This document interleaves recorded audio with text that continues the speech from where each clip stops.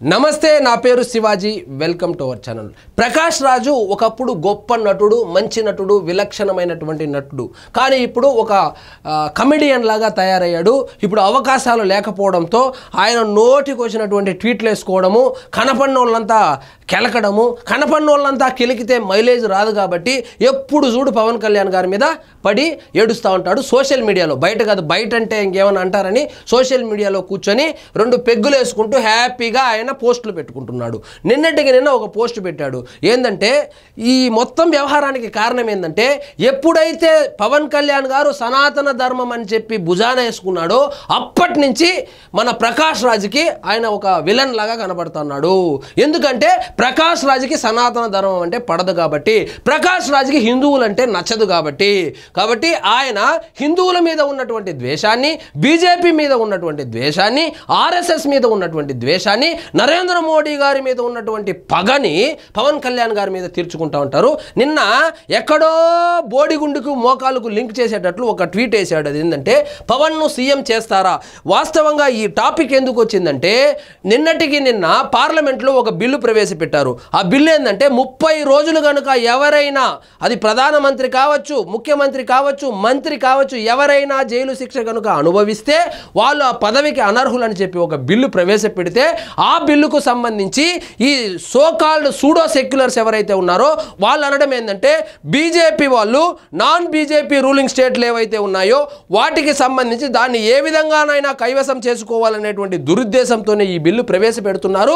ఇప్పుడు ఉదాహరణకు ఆంధ్రప్రదేశ్లో ముఖ్యమంత్రిని, మాజీ ముఖ్యమంత్రిని ఇద్దరిని అరెస్ట్ చేసి పవన్ కళ్యాణ్ గారిని ముఖ్యమంత్రి చేసి వాళ్ళు కీలుబొమ్మ చేసుకొని ఆడించబోతున్నారు అనేటువంటి అర్థం వచ్చేటట్లు ఆయన ట్వీట్ అయితే చేయడం జరిగింది.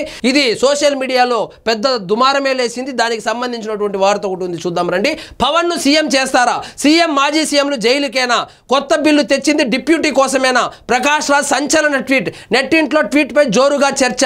Just asking. ఈయనకి పని లేదు, పాట లేదు, సినిమాలు లేదు, యాక్టింగ్ లేదు, ఆ పాత్రలు కూడా లేదు. అప్పుడెప్పుడో యాక్ట్ చేశాడు, ఇప్పుడైతే ఖాళీగా ఉన్నాడు. ఎందుకు ఖాళీగా ఉన్నాడంటే మంచి నటుడే, దాంట్లో ఎటువంటి సందేహము లేదు. ఈయన కరెక్ట్గా టైంకు షూటింగ్లకు రాడని, ఈయన ద్వారా ప్రొడక్షన్ ఈ కాస్ట్ పెరిగిపోతా ఉందని, ఆయన ఎప్పుడో 12 గంటలకో 1 గంటకో వస్తాడు, ప్యాకప్ చెప్పేటప్పుడు వస్తాడంట ఆయన. కాబట్టి సో ఎవరు అయితే ఈయనైతే సినిమాల్లోకి అయితే ప్రస్తుతానికి తీసుకోవడం లేదు కాబట్టి ఖాళీగా ఉన్నాడు. కాబట్టి ఈయన రాజకీయాల గురించి మాట్లాడతాడు. ఈయన పోటీ చేస్తే బెంగళూరులో డిపాజిట్ కూడా రాలేదు, 20,000 ఓట్లు పడింది. ఇప్పుడు ఉదాహరణకు మీ జడ్పీటీసీకే 20,000 ఓట్లు పడుతుంది. అలాంటిది ఇంత పేరున్నటువంటి ప్రకాష్ రాజు బెంగళూరులో ఎక్కడో పోటీ చేస్తే వచ్చిన ఓట్లే 20,000. అదేవిధంగా మా ఎన్నికల్లో 700-800 సభ్యులు ఉన్నటువంటి మా ఎన్నికల్లో పోటీ చేస్తే మంచు విష్ణు దగ్గర ఓడిపోయినటువంటి ఈయన ప్రతిరోజు లేచినప్పటి నుంచి ప్రధానమంత్రిని తిడతాడు, హోంమంత్రిని తిడతాడు, ముఖ్యమంత్రిని తిడతాడు. సర్వం ఈయనకు రాజకీయాలు మొత్తం అవపోషణ పట్టేసినట్టు, పెద్ద రాజకీయ విశ్లేషకుడు అయినట్లు, అదేవిధంగా అంబేద్కర్కి ఈయనే వారసుడైనట్లు, అంబేద్కర్ ఆశయాల కోసమే ఈయన జన్మించినట్లు పెద్ద బిల్డప్ ఇస్తూ ఉంటాడు. జస్ట్ ఆస్కింగ్ అని దానికి పేరు పెట్టుకుని నోటికి వచ్చినటువంటి పోస్టులు వేస్తూ ఉంటాడు. అందులో భాగంగానే ఆంధ్రప్రదేశ్కు సంబంధించి జైలుకి వెళ్ళిన వాళ్ళు అంటే ఆల్రెడీ చంద్రబాబు నాయుడు గారిని కూడా అక్రమంగా 50 రోజులు పైచిలుకు జైల్లో పెట్టారు. జగన్మోహన్ రెడ్డి గారు కూడా 16 నెలలు జైల్లో ఉండి వచ్చారు కదా. వీళ్ళిద్దరిని మళ్ళీ జైలుకు పంపించో లేకపోతే కనుక వీళ్ళను పదవి నుంచి తప్పించి పవన్ కళ్యాణ్ గారిని ముఖ్యమంత్రి చేయడానికే బీజేపీ ఆ రూల్ తీసుకొచ్చిందని అసలు అర్థం పర్థం లేని ట్వీట్ అయితే వేయడం జరిగింది. అసలు బీజేపీ వాళ్ళకు పవన్ కళ్యాణ్ గారి పార్టీ జనసేన, బీజేపీకి జనసేనకి ఏం సంబంధం? వాళ్ళ అలయన్స్ పార్ట్నర్స్ మాత్రమే. ఈయన్ని ముఖ్యమంత్రి చేయాలని అంత పెద్ద పార్లమెంటులో అంతమంది ఉండగా పవన్ కళ్యాణ్ కోసం బిల్లు పెట్టారంటే నిజం ఈయనకు తలకాయ చెడిపోయినట్లుంది. ఈయన మానసిక రోగంతో అయితే బాధపడుతూ ఉన్నట్టుంది. అర్థం పర్థం లేని ట్వీట్లు, అర్థం పర్థం లేని పోస్టులు పెట్టుకుంటా కాలయాపన చేసుకుంటూ కాలక్షేపం చేసుకుంటున్నాడు.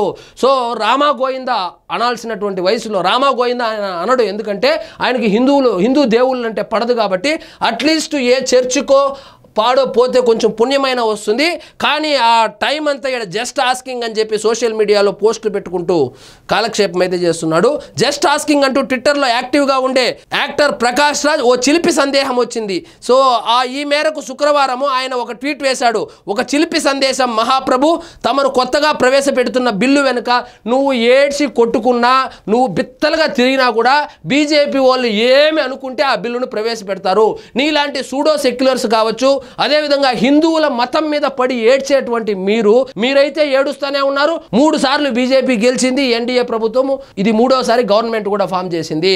అదేవిధంగా ఈ బిల్లు మీద ఏడుస్తున్నావు కదా, ఈ బిల్లు కూడా పాస్ అవుతుంది. కాబట్టి నీ సరదా ఏదైనా ఉంటే సోషల్ మీడియాలో తీర్చుకో. అదే ఈయన ఎందుకు ఇలాంటి ట్వీట్ వేశాడంటే కూటమి పార్టీల మధ్య చిచ్చు పెట్టడానికి, మరి పవన్ కళ్యాణ్ గారిని ముఖ్యమంత్రి అంటే టీడీపీ వాళ్ళు ట్రిగర్ అవ్వాలని, బీజేపీ వాళ్ళు ట్రిగర్ అవ్వాలనేటువంటి ఉద్దేశంతో చిచ్చు పెట్టేలాగా జస్ట్ ఆస్కింగ్ అని చెప్పి ట్వీట్ వేశాడు. సో అదైతే కామెడీగా అయితే అయిపోయింది. కానీ ఈయన పని పొద్దున లేచినప్పటి నుంచి హిందువుల మీద, సనాతన ధర్మం మీద, దేశభక్తి మీద మాట్లాడడమే.